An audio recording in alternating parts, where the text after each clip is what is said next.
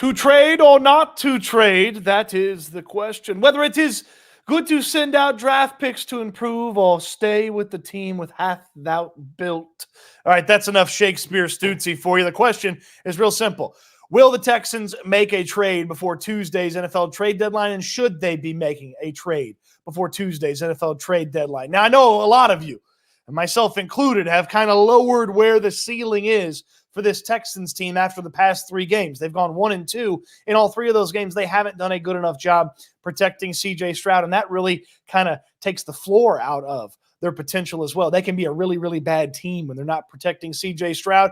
Could the trade deadline help that offense? Don't think the defense needs that much help. Let's explore. Powered by my friends at BetUS. YouTube 150 is the code when you want to get signed up. They give you a 150% bonus up to $2,000 on your first deposit. So let's start with, should they be talking about a trade? Yes, absolutely. Nick Caserio, since the game ended Thursday night, he's had time to kind of pour over rosters, look at teams, maybe even send a couple of just like, hey, how you doing text messages to the guys that he's cool with across the NFL. And then he's had a whole Sunday, just like you and me, to watch all these NFL games and look and pay attention. And how did that guy do? And will that team continue to give it a go this season, or are they ready to call it quits? So he's had a lot of time to kind of comb through everything and take a look. And he'll have obviously Monday and part of Tuesday to make a deal if he wants to make a deal. Now, the Texans have plenty of draft capital. Remember the trade that they acquired Stefon Diggs with, they got that draft pick from the trade back with Minnesota out of the first round of this year's NFL draft. So they've still got plenty of draft capital, but I'll say this, the Texans shouldn't be trading like a 4th or 3rd or even a 2nd round pick for anybody. I just don't believe that type of player is out there and available for the Houston Texans. And the types of players that could really change things for the Texans, they're just not available for the Texans to trade for. And if they are, they're probably a little bit too expensive for this Texans team. So the 1st round pick for next year, the 2nd rounder, the 3rd rounder, maybe even the 4th rounder, off limits as far as I'm concerned about trades that the Texans should make. But good players, solid players, players that can help the Houston Texans could be had for a 5th round pick, or, if you want to trade the 4th and you're getting back maybe a future 4th with the player, something of that nature, the Texans should be trying to make a trade. And there's 2 obvious spots for the Texans. They don't need really much on defense. I know some people might think safety, but Jimmy Ward's right around the corner from coming back. And yes, I know he hasn't always stayed healthy, but he's going to be back, and they'll have him plus Kalen Bullock and Eric Murray, and their safety room's fine. Cornerback's fine now that Stingley and Kamari Lassiter are healthy. I know Lassiter got beat up in the Green Bay game. Stingley's had a guy or 2 get behind him this year. They're really good at linebacker. The defensive line's got plenty of depth. So defense, they're good. Over on offense, running back, they're going to get Dameon Pierce back. So I don't know they'd be really chasing a running back, but if the right guy became available, like, I don't know, if Chicago wanted to send Khalil Herbert down here, I'd be totally okay with that. So no running backs, and obviously no quarterbacks. And if the right tight end was available, maybe a guy that's a little bit more blocking friendly than what they have on the roster, sure, I'd be interested, but that'd be kind of like a 6th or a 7th or a future 6th type thing. So that leaves 2 positions, someone on the offensive line and a wide receiver. And I don't know that they want to necessarily do both. And Diana Rossini from The Athletic has said, despite the injuries that they've dealt with at wide receiver, Nico Collins been out for a month, Stefon Diggs is done for the season, the Texans haven't really checked in on any wide receivers. That's fine. They don't have to check in or make calls before the trade deadline. They could still check in and find out if any of those wide receivers might be interested in moving teams. The name I think about the most when it comes to wide receivers is someone like Adam Thielen, because I actually feel like he can make an impact while changing teams. Sure, a name like Kendrick Bourne is something different, but Bourne's just not very good, and he's just been kind of a malcontent in New England, and they haven't really used him much, and he hasn't been really forcing his way onto the field. But Adam Thielen, he's been banged up most of the season, and the report from Sports Illustrated was that they're trying to find maybe a contender for Adam Thielen to end up on, and the Panthers are going nowhere. Okay, the Panthers are going nowhere. They got young guys that they need to be playing instead of Adam Thielen.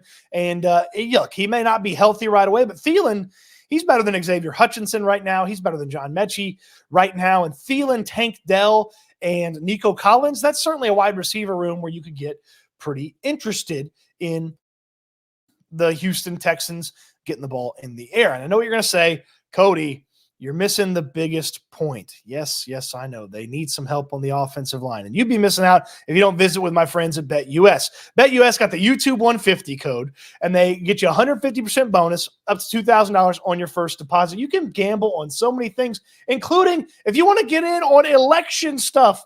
They've got election stuff for you. You can bet on who's going to be the president of the United States of America, Senate elections. You can get into political futures. Not really my thing, but if it is your thing, BetUS has it. What I really love is the prop builder. Man, I have so much fun in the prop builder. Touchdown props. You can even get in live in games. Tampa and Kansas City. And that's a fun one for Monday Night Football. Actually, I kind of like both quarterbacks to go over 1.5 passing touchdowns. I got to imagine that's the line there. Yeah, Mayfield and Mahomes over 1.5. I wonder what that pays out for. Oh, 272 on the parlay machine. Hey, how about a little, let's make Monday Night Football interesting here. Put that together. It's that easy to do it in the prop builder over on BetUS. YouTube 150 is the code. All right, so the offensive lineman. And I know you're saying to yourself, well, could one guy totally change things? No, one guy can't totally change things. But they've got to get better. And where can they get better? Well, I think guard and center is primarily where you look. You're not benching Laramie Tunsil. And if you do bench Titus Howard at any point, you've invested a second-round pick in Blake Fisher at the tackle spot. So you'd be looking at guard or center. Now, center is a new thing that I've thought about in the past couple of days. If you could find a veteran center somewhere who's familiar with the offense, who's been better than Juice Scruggs, go get him. Let Scruggs kind of take a step back, watch the vet operate, learn a little bit, get stronger, and then maybe next year he's a bit more ready, or he becomes a nice option for you at either left guard or right guard. It's clear that interior is where the real problems originate for this Texans team. So guards and a center is where I'd be calling if I was Nick Caserio. Now, most teams, regardless of their quarterback situation and their record, they don't really want to trade their center. So that could be a difficult conversation to kind of get going. But, you could always, if somebody had a good young guy on the depth chart they're looking to start, hey, take the veteran off their hands, all right? And they don't have to worry about the veteran hanging around blocking the young guy, and you take the veteran off their hands.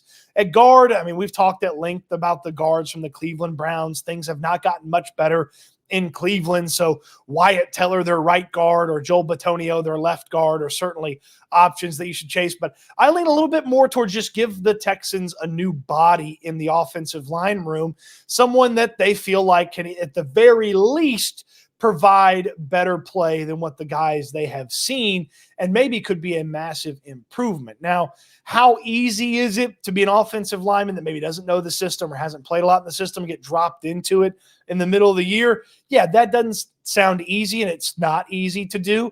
Well, that's what you pay Bobby Slowick for, and the rest of the offensive staff, and D'Amico Ryans and everybody. Get this guy in here, get him up to speed, and have that guy ready to play for the Texans and protect the franchise that is CJ Stroud. Keep him upright. No more 7 sacks, 8 sack games for CJ Stroud because you went out there and improved one piece of the offensive line. And look, I'm not bullish about this offensive line. I probably overrated them coming into the season and did a bad job seeing some of their warts in training camp. I just thought the Texans' defensive line was that awesome. Turns out Texans' defensive line is really good. The offensive line is also not nearly as good as I expected it to be. But if you tell me that it's Laramie Tunsil, Kendrick Green at left guard, a new center, Shaq Mason and Blake Fisher at some point this year, would I like to see that offensive line? Yeah, I would. Would you like to see that offensive line? I think you would. Just something different, because what they're doing is not working. So change something, and they clearly haven't felt amazing about the guys on the depth chart, or they would have thrown those guys into those spots already. Now, obviously, they put Patterson in, and then he got concussed. when he went in for Kenyon Green. And plus, you are missing a spot in the offensive line room because Kenyon Green now is done for the season. So O-line would be the priority for me, though. If you could add both a wide receiver and an offensive lineman, hey, why not? Because on the off chance that C.J. Stroud, Bobby Slowick figure it out in the middle of the year like they did last year, all of a sudden you get some things rolling on offense, you might be a formidable team here come December and January when the playoffs get here. What say you? Trade? No trade? That is the question. And I want you to answer it in the comment section down below. Let me know in the comment section on your way down there. Thumbs up on the video. Subscribe to the channel if you haven't already. And don't forget to visit our friends at BetUS. YouTube 150 is the code for that 150% bonus. Up to $2,000 on your first deposit. Appreciate you watching the video. Hope you enjoyed it. Plenty of trade deadline coverage coming your way for the trade deadline on Tuesday. Political coverage, you'll have to go elsewhere for that. Trade deadline coverage, I got you. Thanks for watching. Hope you enjoyed the video. Can't wait till we talk Texans again soon.